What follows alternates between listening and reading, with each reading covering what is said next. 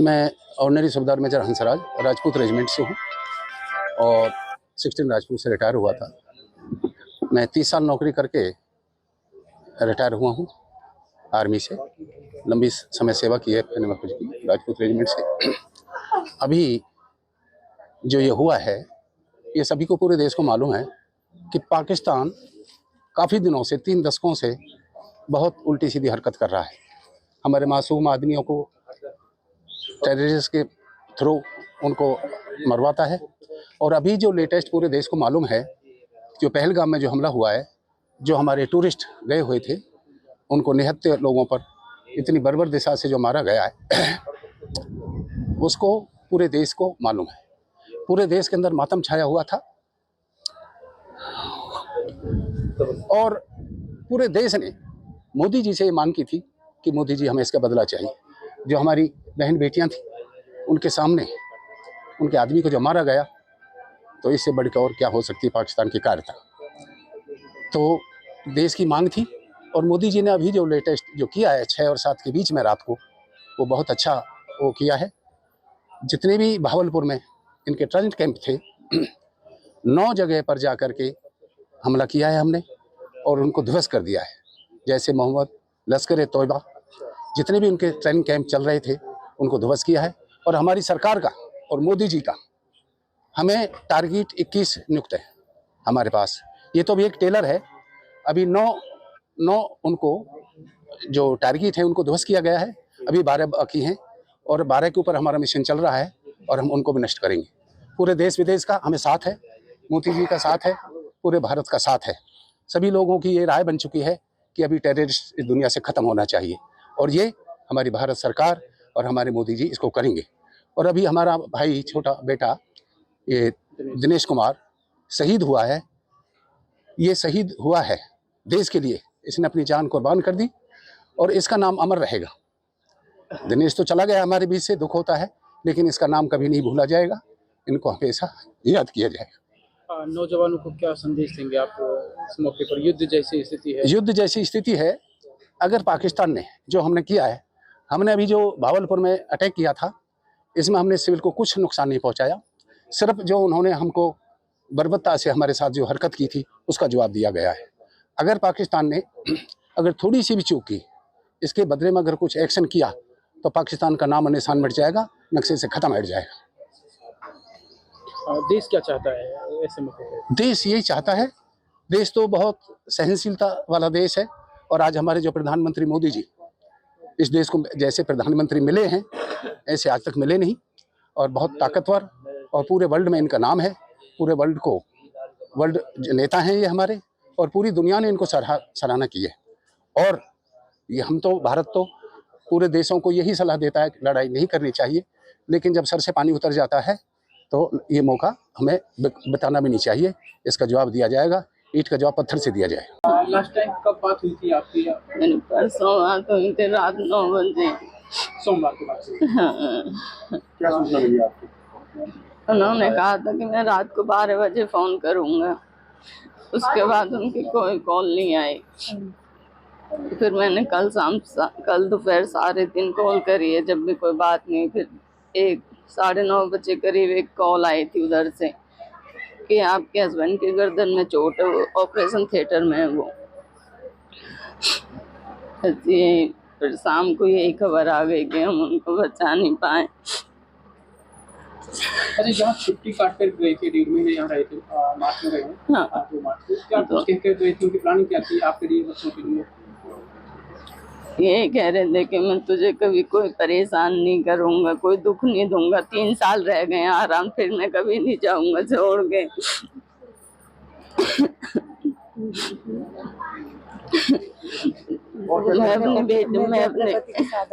मैं अपने बेटी को डॉक्टर बनाऊंगा। बेटी काव्या के लिए डॉक्टर बनाने की उनकी इच्छा थी। रोना नहीं।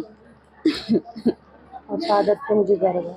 पता नहीं कि उन्होंने आपसे लास्ट टाइम पे बात करने का प्रयास किया था कि 4 बजे कॉल आई थी। मैंने दवाई खा रखी थी उस टाइम, तो उनका नशा हो रखा था, तो उस वजह से मैं फोन रिसीव नहीं कर पाई थी। कल सुबह 4 बजे की एक कॉल थी, फिर मैंने उसके बाद कॉल की, फिर उन्होंने कॉल रिसीव नहीं की। मुझे अपने पति की शहादत की जरूरत है। जी इस बात का तो आपको मलाल रहेगा जीवन भर के अंतिम समय में। उन्होंने बात करने का प्रयास किया और आप नहीं बात कर पाई। हाँ, सारी जिंदगी यही चीज का वो रहेगा। वो पता नहीं क्या बात करना चाहते थे, क्या नहीं।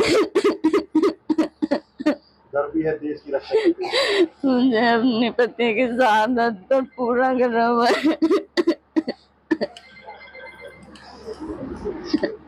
बेटी को डॉक्टर बनाना चाहते थे, बच्चों के लिए कहा क्या था उनका प्लान, क्या करना चाहते थे? वो यही उन्होंने लड़की के लिए एक सुकन्या डाल रखी थी, उसे पढ़ाने के लिए आगे कि मुझे उसे डॉक्टर बनाना है। पंडित जी, दिनेश कब भर्ती हुआ था आर्मी में और किस सेक्शन में गया था? दिनेश 2014 में भर्ती हुआ था जी। ये आर्टिलरी गनर में गया था जी। उसके बाद ये इसके विचार बहुत सही थे। मैंने कही बेटा तू पुलिस लाइन में देख ले, जब करो बेल्ट की नौकरी करनी है तो मुझे फौजी करनी है, पुलिस की नौकरी मैं नहीं करूँगा। तो उसके बाद अपना बहुत अच्छे सीरियस बात चलते रहा और बच्चे इसने लगाए अपने छोटे, इनको पूरा ध्यान दिया, दौड़ से रहा से पूरी समीक्षा करी। और उसके बाद इस पर अब ये कश्मीर चले गए। कश्मीर जाने पे ये अटैक हुआ।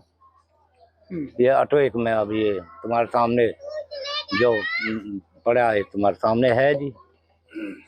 अच्छा, लास्ट टाइम कब आया था घर पे, कब बात हुई थी आपकी? लास्ट टाइम आया था जी, ये आया था जी जनवरी में आया था जी 17 में, और ये मार्च में गया 2 मार्च गया। करीब 1.5 महीने छुट्टी काटी। इसे हाँ 1.5 महीने 46 दिन की छुट्टी काटी थी इसमें। क्या प्लानिंग थी, क्या करना चाहता था दिनेश? दिनेश की प्लानिंग ये थी जी कि उसने आके अपने काम करवाए। एक प्लॉट खरीदी जी उसने और मकान में पत्थर भी गिरवा लगवाया है और एसी फेसी लगा गया। और इसके मकान को जो कह रहा पापा मैं अब कहले में आकर इसे अब क्या करो, भैया से कच मत कीजिए, इनको पैसा जमा होने दो, ये करो। बच्चों के कितने बच्चे हैं? इस पर 2 बच्चे हैं जी। एक लड़का है, लड़की है वो 6 साल की है, लड़का है 3.25 साल का जी। एक गर्भवती हाँ 3.5 में। बच्चों के लिए क्या प्लानिंग थी, बच्चों को क्या बनाना चाहता था, कुछ आपसे बात होती थी? मैं यही कहता था पापा मेरे बच्चे इनको जो लाइन दो जो दो ऐसे करिए, इनकी नींद सही जमी है। क्योंकि स्कूल में डिग्री कॉलेज में गेरियों जो मैं बार बार मैं इसे इधर उधर नहीं डुलाता रहूँ, उसका प्रोग्राम यही था। तो अब टेलीफोन पे बात हुई होगी आपकी जब जम्मू कश्मीर में गया है? मेरे टेलीफोन पे बात हुई जी 2 तारीख को। तो नाच बिके वहाँ ने कही कि पापा हाँ नाच बिके तो उस भुआ की मोर दुकान खाली सी दिखी है, 2 लाख रुपया भुआ दे आना और माँ वहाँ में जाड़े में हम ले लेंगे। तो उन्हें भी सहारा लग जाएगा, दुकान भर जाएगी। ये पहले उसने ही दिवाए थे, मैं देने को गया था। दे आए थे आप? अच्छा, अब ये जो शहीद होने की जो जानकारी है आपको कब और किसने दी थी? ये जानकारी दी थी जी, मैं तो यहाँ नहीं था जी। ये जानकारी जब मैं आया कल 11 बजे तो मुझे यहाँ जानकारी मिली। जानकारी मिलने पर ये कह रहे थे कि ऑपरेशन। मैंने भैया वहाँ का ऑपरेशन नहीं है, जब वहाँ की चोट लगी नार में तो वो ख़त्म हो चुका, मैं अंदाज लगाऊंगा। पर मैं ये है कि तू क्यों बोला जनानी यहाँ रोएंगी फिपाएंगी, तो मैं चुप में ही गया। तो मैं चुप करे रहा। फिर उसकी शाम को 6 बजे 4:30 बजे क्लियर हो गई, मर गया। उसके साथी ने कहा कि ख़त्म है। आप पहले किसने जानकारी दी थी आपको, कौन था वो जिसने आपको बताया था? वो था जी यहाँ तो जानकारी दी थी एक पड़ोसी है जी, उसका साथ का यार, और वहाँ से उसका आर्टिलरी गनर का वो उसके साथी है, उसने दिया। उसने न्यों नहीं की कि मर चुका है, क्यों वो इन बातों को दाग करा है सही। अच्छा, उन्होंने बताया कि वो किस मिशन पर गए थे, क्या हुआ था? वो मिशन पे ये गए थे कि उग्रवादियों की टुकड़ी तोड़ने गए थे। इन्हें 9 टुकड़ी तोड़ी। 9 टुकड़ी तोड़ने के बाद वापस आए तो गाड़ी में लाल बत्ती को उजाला हुआ है तो उनने गोला लेकर गोला फेंका। गोला लग गया तो उसकी खील खिलोड़ी है तो उसकी नार पर लगी है। कितने साथी थे? जी कितने साथी थे गाड़ी में? ये गाड़ी में थे जी 5 आर्टिलरी गनर के 5 थे। तो बाकी और घायल हुए हैं? और घायल हुए हैं और बच चुके हैं, काई के पैर में काई को वहाँ में। तो अपने बेटे के बारे में क्या कहेंगे देश के लिए? मैं तो बेटे के बारे में ये कहूँगा कि बेटा मेरा कारगिल हुआ में फौज में मरा है। मैं तो यूँ ही कहूँ कि और भी मांगे फौज फौज के लिए और भी बच्चा मांग मैं दैनिक तैयार हूँ। ये धरती माता है और इंडिया है, इसके लिए नहीं है। आज मुझे अपने देश बच्चे पर पूरा हुआ गर्व जी। आपके और 2 बेटे हैं, वो भी आर्मी में ही हैं। वो भी आर्मी में ही दोनों ही।